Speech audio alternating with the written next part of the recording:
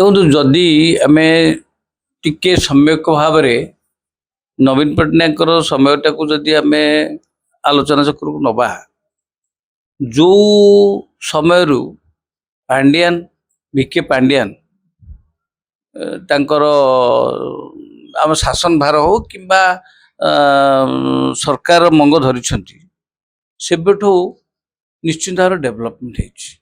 ମୁଁ ମୋ ଲାଇଫରେ ମୋର ଓକିଲାତି କ୍ୟାରିୟରରେ ମୁଁ ଅନେକ ଆଇଏଏସ୍ ଅଫିସରଙ୍କ ଫାଷ୍ଟ ଓଡ଼ିଶାର ଆମ ହାଇକୋର୍ଟରେ ମ୍ୟାକ୍ସିମମ୍ ଆଇଏଏସ୍ ଅଫିସରଙ୍କର କେସ୍ ମୋରି ପାଖରେ ଥିଲା। ମୁଁ ମଧ୍ୟ ବହୁତ ଲୋକଙ୍କର କରିଛି ଏବଂ ବହୁତ ଆଇଏଏସ୍ ଅଫିସରଙ୍କ ସହିତ ମୋର ମଧ୍ୟ ଜଣାଶୁଣା ଥିଲା।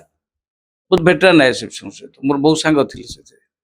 କିନ୍ତୁ ସେଥିରେ ମୁଁ ସମସ୍ତଙ୍କୁ ଯଦି ମୁଁ ତୁଳନା କରିବି, ଭିକେ ପାଣ୍ଡିଆନ ଇଜ୍ ଅଦ୍ୱିତୀୟ।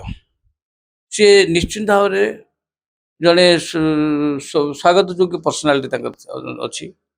ସେ ଯୋଉ ଟାଇପ୍ର ତାଙ୍କ ସମୟରେ କାମ କରିଛନ୍ତି, ଦୂରଦୃଷ୍ଟି ଯୋଉ ଅଛି, ଯଦି ଯୋଉ ଆଡମିନିଷ୍ଟ୍ରେଟର ହବ ତ ଭିକେ ପାଣ୍ଡିଆନ ଭଳିଆ।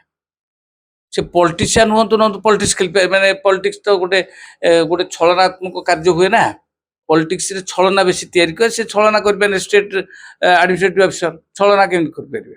ତେଣୁ ଛଳନାର ଶିକାର ହେଇଯାଇ ପାରିଥାନ୍ତି।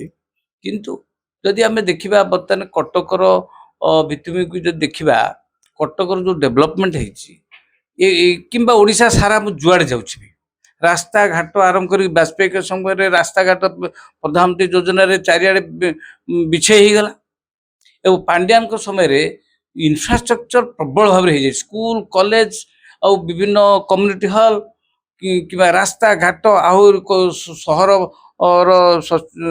ସ୍ୱଚ୍ଛତା ସବୁ ଡେଭଲପ ହେଇଛି। ଯୋଉ ଡେଭଲପ ହେଇଛି ତାଙ୍କର ବୟସ ସେ ଏପରି ଜଣେ ଆଇଏଏସ୍ ଅଫିସର ରାତି ଅଧରେ କାହିଁକି, ମାନେ ତାଙ୍କର ଏଇ ସମାଜସେବୀଟା ବୋଧେ ତାଙ୍କର ଧର୍ମ ଥିଲା କେବଳ ସମାଜସେବା କରିବା। ସେଥିପାଇଁ ତାଙ୍କୁ ଭୂୟସୀ ତାଙ୍କୁ ପ୍ରଶଂସା କରିବି ଯେ ସିଏ ଯୋଉ ଟାଇପ୍ର ତାଙ୍କର ଦକ୍ଷତା ଏକ୍ଜାମ୍ପଲାରୀ ଆକ୍ଚୁଆଲି। ସେଇଟା ନିଶ୍ଚିନ୍ତ ଭାବରେ ତାଙ୍କ ସମୟରେ ଗୋଟେ ଶାସନ ଥିଲା। ଏବେ କ'ଣ ହେଇଛି ଦେଖନ୍ତୁ, ମୋହନ ମାଝୀ ଜଣେ ଅମାୟିକ ଲୋକ, ବହୁତ ଭଦ୍ର ବ୍ୟକ୍ତି, କିନ୍ତୁ ଶାସନରେ ଯୋଉ ଟାଇପ୍ର ଚାଲିଛି, ଦେଖ ପ୍ରତିଦିନ ସମାଜ ଖୋଲିଲେ, ଟିଭି ଖୋଲିଲେ କିଛି ନା କିଛି ଗୋଟେ ପୋଲିସର ଦୌରାତ୍ମ୍ୟ ବାହାରୁଛି, ଅଫିସର ମାନଙ୍କର ଦୌରାତ୍ମ୍ୟ ବାହାରୁଛି, କିମ୍ବା ଗୋଟେ ଲୋକ ମର୍ଡର ହେଇଥିବା ନିଶ୍ଚିନ୍ତ ଗୋଟେ କୋଉଠୁ ନା ଓଡ଼ିଶାର କୌଣସି କୋଣରୁ ଗୋଟେ ଆସିଯିବ, ଏଠି ଲୋକକୁ ପୋଲିସ ବାଡ଼େଇ ବାଡ଼େଇ ମାରିଦେଲେ, ସେଠି ଲୋକ ଗୁଣ୍ଡା ବାଡ଼େଇ ମାରିଦେଲେ, ଏଇ ପ୍ରକାର ଶବ୍ଦ ଆସୁଛି।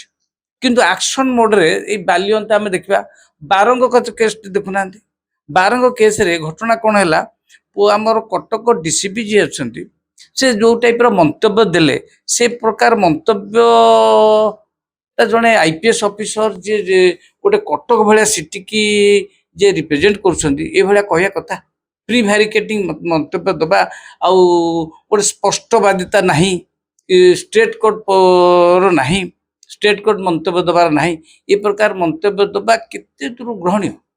ତେଣୁ ସେ କେସ୍ରେ ମଧ୍ୟ ପୋଲିସ ଯଦି ହେଲା, ତାମିଲନାଡୁ ଦେଖ, ତାମିଲନାଡୁ ଯୋଉ ସରକାର କେତେ ସେଠି ଯୋଉ କୋର୍ଟ ମଧ୍ୟ ଦେଲେ, କେତେ ଜଣ ଫାଶୀ ଦିଆଯାଉଛି। ବର୍ତ୍ତମାନ ଆମର ଯେତେ ଗୁଡ଼ିଏ ବର୍ତ୍ତମାନ ଏଇ ଯୋଉ କାମ ହେଇଛି, ବାଲିଅନ୍ତାଠୁ ଆରମ୍ଭ କରିକି ବାରଙ୍ଗ ଆରମ୍ଭ କରିକି ଯୋଉ ଏବେ କବି ସୂର୍ଯ୍ୟ ନଗରରେ ଯୋଉଟା ହେଇଛି, ଏଥିରେ ତ ଏବେ ସମସ୍ତେ ଗୋଟେ ଏଥିରେ ପୋଲିସ ଅଫିସର ଇନଭଲ୍ଭ।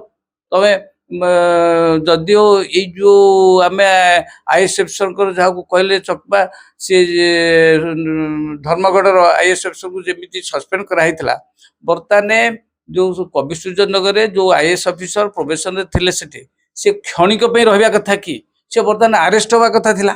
ସେ ଗୋଟେ ଲୋକ ମାରି ଦେଇଛି, ଗୋଟେ ଲୋକ ତାକୁ ଗରମ ପାଣି ଦେଇ, ନକା ଗୁଣ୍ଡ ଦେଇ ଯୋଉ ମାରିଦେଲେ, ସେ ଲୋକ ଯିବା କଥା ନାହିଁ। But where is the action? The question ହେଲା, ବର୍ତ୍ତମାନ ଏଇ ସରକାରରେ ଅଭିଜ୍ଞତା ଥିବା କୌଣସି ମିନିଷ୍ଟର ନାହାନ୍ତି। ଯଦି ଅଭିଜ୍ଞତା ନଥିବା ଲୋକ ଯେତେବେଳେ ରହିଲେ, ନଥିବା ଯୋଉ ଲୋକ ରହିଲେ, ସେଠି ମାନେ ଯୋଉ ଆଇଏଏସ୍ ଅଫିସର, ଆଇପିଏସ୍ ଅଫିସର, ଏମାନଙ୍କୁ ମଜା ଲାଗୁଛି। ଏମାନେ ଭୂତ ପାଠ ପଢିକି ହେଇଛନ୍ତି ନା, ତେଣୁ ଇଣ୍ଟେଲିଜେଣ୍ଟ ଲୋକ ସମସ୍ତେ, ସେମାନେ ୟାଙ୍କୁ ଭୃକ୍ଷେପ କରୁନାହାନ୍ତି, କେହି କାହାକୁ ମାନୁନାହାନ୍ତି। ମୁଁ ତ ଏଇଠି ଦେଖୁଛି ଗୋଟେ ଆଖି ଆଗରେ ମାନେ ଯୋଉ ଆଇଏଏସ୍ ଅଫିସର ଆଉ ଆଇପିଏସ୍ ଅଫିସର ପୋଲିସ ଅଫିସର ମାନେ ଲ କୁ ଟୋଟାଲି ମାନୁନାହାନ୍ତି। ମୋର ନିଜର ଅନୁଭୂତି, ମୁଁ ଥରେ ଯାଇଥିଲି ଏବେ ଆଠଗଡ଼ ସବ୍ କଲେକ୍ଟର ଅଫିସ କି। I was surprised the way the sub collector is working, the way he is giving some statements. ତେଣୁ ଏସବୁ କ୍ଷେତ୍ରରେ ଆମେ ଯଦି ଦେଖିବା ଏ ସରକାର କାହିଁକି ଏ ପ୍ରକାର ମାନେ ଏଭଳିଆ ମୁଖ୍ୟମନ୍ତ୍ରୀଙ୍କ ପାଖରେ, ଏତେ ଭଦ୍ର ମୁଖ୍ୟମନ୍ତ୍ରୀଙ୍କ ପାଖରେ ନେତାମାନେ କାହିଁକି କାମ କରୁନାହାନ୍ତି? ଏ ଅଫିସର ମାନେ କାହିଁକି ଏତେ ଅମାନିଆ ହେଇଯାଇଛନ୍ତି, ଏତେ ନିର୍ଭୀକ ହେଇଯାଇଛନ୍ତି? ସେ ଭାବିଛନ୍ତି କିଛି ହବନି ଯେମିତି। ପ୍ରାୟ ଅଫିସର ମାନେ ଅଫିସର ଘୋଡ଼ିଆକୁ କେମିତି ପଳେଇ ଆସୁଛନ୍ତି। ଆମର କଟକ ଡିସିପି ତ ସେଇଆ କଲେ ବାରଙ୍ଗ କେସରେ, ଘୋଡ଼ିଆକୁ ପୁରା ଆଗଭର ହେଇକି ଯୁଦ୍ଧ କରିବା ଭଳିଆ ପଳେଇ ଆସିଲେ। ବହୁତ ଭୁଲ ଷ୍ଟେଟମେଣ୍ଟ ଦେଲେ। ସେଟା କେତେ ଦୂର ଗ୍ରହଣୀୟ ହେଲା? ଲୋକମାନେ ଗ୍ରହଣ କରୁଛନ୍ତି? କିନ୍ତୁ ଲୋକମାନେ ଆମେ କଲେ କ'ଣ, ତାଙ୍କ ହାତରେ କଲମ ଅଛି, ଇନଭେଷ୍ଟିଗେଟିଂ ଅଫିସର ସେମିତି କରିଦେବେ। ଲୋକଙ୍କର ଯେତେବେଳେ ପ୍ରଚ୍ଛନ୍ନ ଭାବରେ ଯୋଉଥିରେ ପ୍ରଭାବ ପଡୁଛି ସେମାନେ କିଛି ଆସି କାମ କରୁଛନ୍ତି, ନହେଲେ ତ ସେମାନେ କାହାକୁ ମାନୁନାହାନ୍ତି। କଟକ ସହରରେ ମୁଁ ଦେଖିଥିଲି ଅଖିଳେଶ ସିଂ ସମୟରେ କଟକ ସହରରେ ଗୋଟେ ନିରବତା ଥିଲା। ଗୁଣ୍ଡା ମାଫିଆ ସବୁ ସଫା ହେଇଯାଇଥିଲେ, ସବୁ ଚୁପଚାପ ହେଇଯାଇଥିଲେ। ବର୍ତ୍ତମାନ ତ ସବୁ ଉଙ୍କି ମାରିଲେଣି। ଏବେ ତ ନିରାପଦ ନାହିଁ, କଟକରେ ଆମେ ନିରାପଦ ନାହୁଁ, ତ ଆମେ ଅନ୍ୟ କଥା କ'ଣ କହିବା? ବର୍ତ୍ତମାନ ଚାରିଆଡେ କବି ସୂର୍ଯ୍ୟ ନଗରରେ ଯେମିତି ପୋଲିସର ଆଟ୍ରୋସିଟିର ଶିକାର ହେଲା। ଏବେ ନୂଆ ନୂଆ ଅଫିସର ହେଲେ, ନୂଆ ନୂଆ ଅଫିସର ହେଇକି ସେମାନେ କ'ଣ କରୁଛନ୍ତି? ତାଙ୍କର ବଡ଼ିମା ଦେଖିକି ତେଜ ଦେଖାଉଛନ୍ତି। ଆପଣଙ୍କର ବର୍ତ୍ତମାନ ଆମର ଝିଅ ପିଲା ଯୋଉ କେନ୍ଦ୍ରାପଡ଼ାରେ ସେ ଆଟ୍ରୋସିଟି ଯୋଉ ପିଟିବା, କ'ଣ ପାଇଁ? ଆଉ ସ୍ୱାଭାବିକ କଥା, କାରଣ ବହୁତ ଦିନ ପରେ ଝିଅମାନେ ଆମର ଚାକିରି ବାକିରି କଲେ, ଆମେ ସମସ୍ତେ ଭାବିଲେ କରନ୍ତୁ। କିନ୍ତୁ ସେମାନେ ଯେତେବେଳେ ଗୋଟେ ଆଡମିନିଷ୍ଟ୍ରେଟିଭ ଚାକିରିରେ ପଶିଲେ, ବର୍ତ୍ତମାନ ସେମାନେ ତାଙ୍କର ସ୍ୱେଚ୍ଛାଚାରିତାଟା ଡେମନଷ୍ଟ୍ରେଟ କରୁଛନ୍ତି। ସେଥିପାଇଁ ସରକାର ଯୋଉ ଉଚ୍ଚପଦସ୍ଥ ଅଫିସର ମାନେ ଅଛନ୍ତି, ସେମାନେ ତାଙ୍କୁ ଶୃଙ୍ଖଳିତ କରିବା କଥା। ତାଙ୍କୁ କିଛି କିଛି ନିୟମାବଳୀ କିମ୍ବା ତାଙ୍କର ପାରଦର୍ଶିତା କିମ୍ବା ସେଇ ପ୍ରକାର ଦୃଷ୍ଟାନ୍ତ କ'ଣ ଅଛି, ଲିଗାଲ ପ୍ରୋସିଜିଓର କ'ଣ ଅଛି, ତାଙ୍କୁ ବତେଇବା କଥା। ନ ବତେଇଲା ଫଳରେ ସେମାନେ ମନମୁଖୀ ହେଲେ।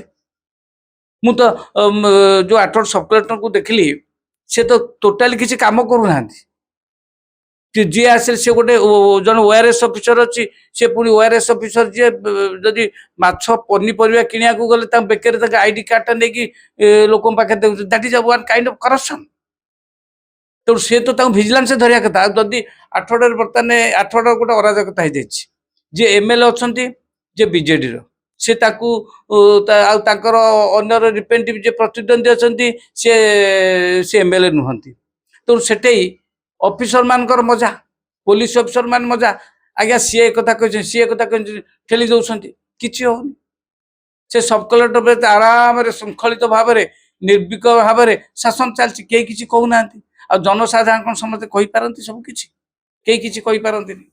ତେଣୁ ଦେଖାଯାଉଛି ଗୋଟେ ଗୋଟେ ମାନେ ସାଇଲେଣ୍ଟ ଅରାଜକତା ବର୍ତ୍ତମାନ ଆମ ରାଜ୍ୟରେ ଡେଭଲପ ହେଇଯାଇଛି, ଗ୍ରୋଥ କରୁଛି, ସଂଘ ଭାବରେ ଗ୍ରୋଥ କରୁଛି। କାହିଁକି? ନିପାରଗ ଯଦି ଶାସକର୍ତ୍ତା ରହିଲେ ସେଠି ଆଉ କିଛି କରାଯାଉଛି। ତେଣୁ ଆଜିକାଲି ସୋସିଆଲ ମିଡ଼ିଆ ଦେଖିବେ, ଆଜି ବିକେ ପାଣ୍ଡିଆନକୁ ସମସ୍ତେ ସ୍ମରଣ କାହିଁ କରୁଛନ୍ତି? ବାଧ୍ୟ ହୋଇକି ଆମେ ସ୍ମରଣ କରୁଛୁ ଯେ ଏଇ କଟକ ସହର ହଉ କି ଭୁବନେଶ୍ୱର ସହର ହଉ, କାଲି ମେଟ୍ରୋ ଟ୍ରେନଟା ହେଇଥିଲା, ମେଟ୍ରୋ ଟ୍ରେନ ଯୋଉ କନସେପ୍ଟଟା ସେ ଦେଇଥିଲେ। ଏବେ ଦେଖନ୍ତୁ ଆମ ସମୟରେ ବହୁ ସମୟରେ ଏଇ ଟାଉନ ବସ୍ ଗୁରା ଚାଲୁନଥିଲା। ପ୍ରଥମରେ ଆମେ ପ୍ରାୟ ଭାବୁଥିଲୁ କ'ଣ ବିକେ ପାଣ୍ଡିଆନ ସବୁ ଟାଉନ ବସ୍ ଆଣିଲେ କ'ଣ ହେଇଗଲା। ଏବେ ଟାଉନ ବସ୍ ହଉଛି ଲୋକଙ୍କର ଏକମାତ୍ର ସାହାରା। ଲୋକ ଟାଉନ ବସରେ ଜାଗା ମିଳୁନାହିଁ। କେହି ଚିନ୍ତା କରୁଥିଲେ ଏଇ କନସେପ୍ଟଟା କାହାର ଥିଲା? ମାନେ ନାଉ ଆଇ ଆପ୍ରିସିଏଟ୍। ମୁଁ ବହୁତ ଥର ତ କହିଛି, ଆରେ ଟାଉନ ବସ୍ ଏଇଟା କ'ଣ ଅଯଥା ହେଲା? ଆମ ଏଇଠି ଆମ ଘର ପାଖରେ ଟାଉନ ବସ୍ ଯାଏ, ଆଉ ଲୋକ ସବୁବେଳେ ଟାଉନ ବସ୍ ଖାଲି ଯାଏ। ଏବେ ଦେଖିଲେ ଟାଉନ ବସ୍ ଲୋକଙ୍କର ଡିପେଣ୍ଡେନ୍ସ କେତେ ବଢିଗଲା, ଲୋକମାନଙ୍କର ସୁବିଧା କେତେ ହେଇଗଲା। ତେଣୁ ଏମାନେ ଲୋକଙ୍କର ଚିନ୍ତା କେହି କରୁନାହାନ୍ତି। ଥରେ ଏମାନେ ଆଉ ସ୍ୱାଭାବିକ କଥା, ବିଜେପିରେ ବର୍ତ୍ତମାନ ଯୋଉ ଏମଏଲଏ କି ମନ୍ତ୍ରୀ ହେଇଛନ୍ତି, ପ୍ରଥମ ତରକର ହେଇଛନ୍ତି, ତାଙ୍କର ଏବେ ଚିକଣତା ଆସିନି। କିଛି କିଛି ପଇସା ଖାଇକି ଗାଡି ଘୋଡା ଗୁଡାଏ କରିଦେଲା ପରେ ତାଙ୍କର ସାଚୁରେସନ ଆସିବ। ସାଚୁରେସନ ଆସିଲେ ସେ ତାପରେ ଜନସାଧାରଣ କଥା ବୁଝିବେ। ଏବେ ସେ ବୁଝିବା କାହିଁ ବୁଝିବେ? ଢମା କଥା କହିକି ଗୋଟେ ଢମା କଥା କହୁଛନ୍ତି ମନ୍ତ୍ରୀମାନେ, ଢମା କଥା କହିକି ଆମେ ସେ ଢମା କଥାରେ ଆତ୍ମତୃପ୍ତି ହେଇଯାଉଛି, ସେଇଟା ଆମେ ଶୁଣୁଛେ। କିନ୍ତୁ ଆମେ ସେଇଥି ପରିପ୍ରେକ୍ଷୀରେ ଲୋକମାନଙ୍କର ଦେଖନ୍ତୁ ଜନସାଧାରଣ ମୁଁ ଗୋଟେ ଷ୍ଟଡି କରୁଥିଲି ବିଭିନ୍ନ କ୍ଲାଏଣ୍ଟ ତ ଆମ ଓଡ଼ିଶା ସାରା କ୍ଲାଏଣ୍ଟ ଆମ ପାଖକୁ ଆସୁଛନ୍ତି ନା ସେଥିରେ ଆମେ ଦେଖୁଛୁ ଲୋକଙ୍କର ପ୍ରତିକ୍ରିୟା କ'ଣ ସେମାନେ ସମସ୍ତେ କହୁଛନ୍ତି ଭିକେ ପାଣ୍ଡିଆନ ଆଉ ଥରେ ଆସିବା ଭଲ ଆଉ ସେଇଭଳିଆ ଶାସନକର୍ତ୍ତା ଜଣେ ଆଇଏଏସ୍ ଅଫିସର ଯଦି ଏଠି ରହିବ କିମ୍ବା ପରାମର୍ଶଦାତା ରହିବ ତେବେ ଠିକ୍ ଚାଲିବ ଏଠି ପରାମର୍ଶଦାତା ନାହାନ୍ତି ସବୁ ଅଜ୍ଞାନ ରଜାକୁ ପାଳଚୁଣ୍ଡା ମନ୍ତ୍ରୀ ଭଳିଆ ଗୋଟେ କାର୍ଯ୍ୟ ଚାଲିଛି ଆଉ